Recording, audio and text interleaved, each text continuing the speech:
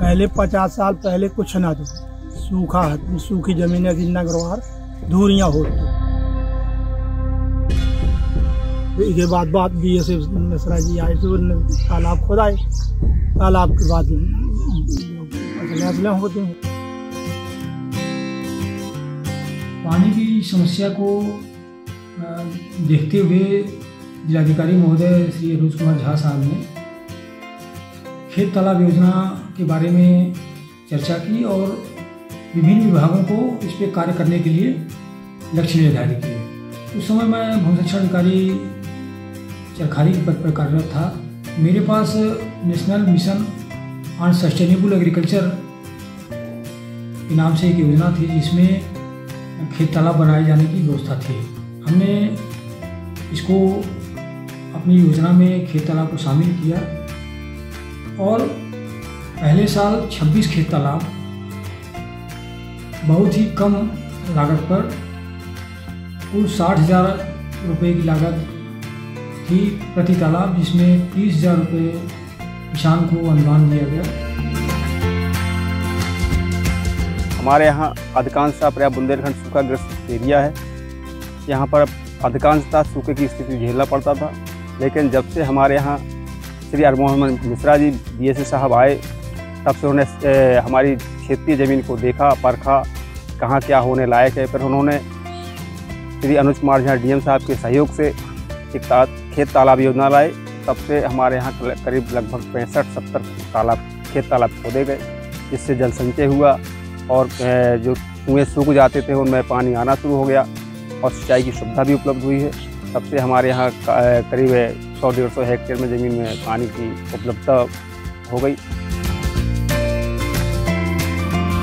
इसमें सबसे जो महत्वपूर्ण पार्ट था वो किसानों का था। किसानों ने कृषि विभाग के मार्गदर्शन में, तकनीकी मार्गदर्शन में स्वयं अपना तालाब मशीनों के माध्यम से बनाया और उन्होंने अपना भी कुछ उसमें पैसा लगाया और जो मानक निर्धारित था भारत सरकार का, उससे बेहतर तालाब बनाया।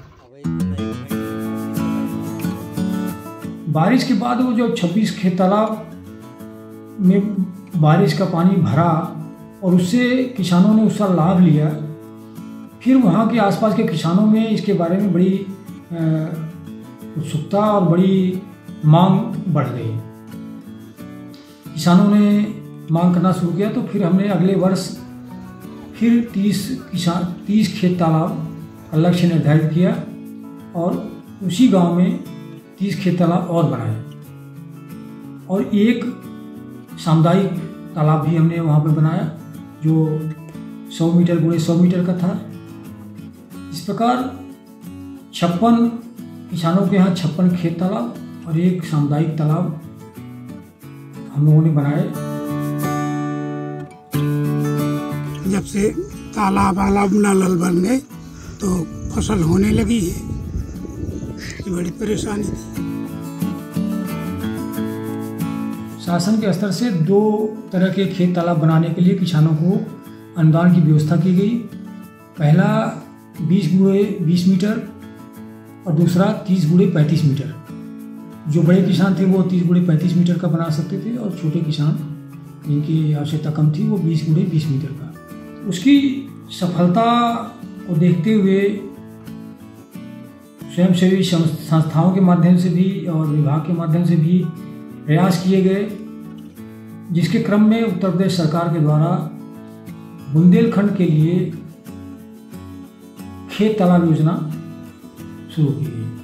अब तक 2017 से लेकर कम से कम 15,000 से ज़्यादा खेत तालाब वहाँ पे बन चुके हैं और उन खेत तालाबों के माध्यम से वर्षा का पानी एकत्र करके और खरीफ में आवश्यकतानुसार तथा रबी की फसलों में पर्याप्त मात्रा में सिंचाई की जा रही है और अच्छा खासा किसानों को इसका लाभ मिला है। अब हमें ऐसी स्थिति स्पष्ट नहीं होती है कि पानी की कमी है। बुंदेलखंड में जहाँ जहाँ तालाब खुदे हैं हमारे ग्राम पंचायत कीरतपुरा में, कांकोन और कीरत दोनों गांव में बनाए गए थे। यहाँ की पर्याप्त पानी में सिंचन क्षमता बढ़ी है, कुओं में पानी आना शुरू हो गया है और अब पर्याप्त कुएँ में पानी दे रहे हैं, रिचार्ज हो रहे हैं और मिश्रा जी ने जो अथक प्रयास से हम लोगों को ये वरदान, जो हम लोगों को खेत तालाब बुंदेलखंड खेत तालाब वरदान साबित हो रही है, जिससे हम लोग लाभान्वित भी हो रहे हैं, सिंचाई की क्षमता भी बढ़ रही है।